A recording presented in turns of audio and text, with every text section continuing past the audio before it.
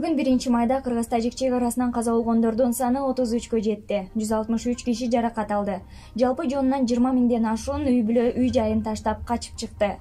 Кечээ 30-апрелде эки тараптын президенттери сүйлөшүү жүргүзгөндөн кийин тажик аскерлери өлкөдөн чыгып кетти деген маалымат тараган. Бирок бүгүн тажиктердин колунан 2 жаран каза аттап, 1 жарандын бутуна ок тийген.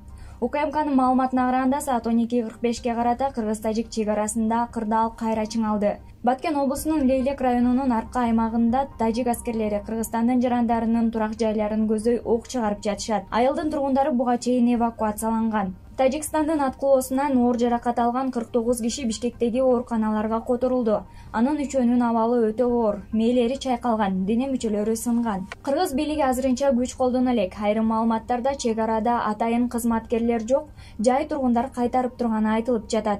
Ал эми Бишкекте өкмөт үйүнүн алдына эл чогулуп, тажиктерге каршы күч колдонууну жана курал-жарак берүүнү талап кылып жатышат. Алар өкмөт үйүнө кирүүгө аракет кылышууда. Ок атышууда Самаркендек айылынын тургундары айылдан качып чыгышкан. Учурда Рават айылында баш калкалап жаткан тургундар аларга тамак аш жетпей, бир үйдө 12-14 үй бүлө жашап жатканын кабарлашты. Айрым адамдар тоо боруна качып, азыр ошол жакта экендигин да баса белгилешти. Айылдардын баарын танкалар менен курчап алышты. Кайрадан атышуу башталды. Октордун үндөрү угулуп жатат. Эмнеге биздин бийлик курал-жарак танкаларды бербей жатат деп билдиришти. Баткендин Лейлек районуна машина менен гуманитардык жардам жеткирүүгө мүмкүн болбой жатат. Себеби барчу автожол тосулуп калган. Жүктү учак менен жеткирүү гана мүмкүн. Бирок учактар чыгарылган жок. Мен азыр Көк Ташта турам. Тажик аскерлери чыккан жок. 100% турушат. Алар 4 көчөнү тосту. Лейлекке өтүү мүмкүн эмес, деди Көк Таш айылынын башчысы Разия Өсөрова. Тажикстандын бийлиги жабыркагандар тууралуу расмий маалымат бере элек. Журналисттер 90 адам жаракат алганын, 12 киши каза болгонун билдиришүүдө. Бүгүн президент Садыр Жапаров 1-2 май күндөрүн жалпы улуттук каза күтүү күндөрү деп жарыялады. Маданий мекемелер жана телерадио компанияларда көңүл ачуучу программалар берилбейт.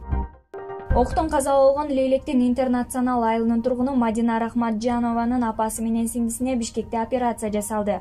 Сабырбек Жумабековдун айтымында абалдары туруктуу. Алардын буттарына ок тийген, булчуң эттерин аралап өтүп кеткен. Майда осколка тийген жерлери да бар. Комада эмес, деди ал. Мадинанын атасы Наимжан Абдуллов тонуулуу эне карындашына жол тартканын, кызын акыркы жайга жалгыз узатканын маалымдады. Мадинанын сөөгү 30-апрелде Баткенде жерге берилди. Чек арачы Нурсултан Манасбек уулунун сөөгү бүгүн 1-майда Аксы районуна караштуу Дейрес-Сай айылында жерге берилди. Өлкөдө орун алган акыркы окуяларга жана эпидемиологиялык кырдаалга байланыштуу 9-майда Таласта Ошто өтө турган ат жабыш, салбурун, көкбөрү оюндары болбойт. Коронавируска каршы күрөш боюнча республикалык штаб маалымдагандай 1-майга карата вирус дагы 477 кишиден табылып, 8 адам каза болду. Вирустун көп тараган аймагы Бишкек шаарында 255 жана Чүй облусунда 155 адамдан табылган.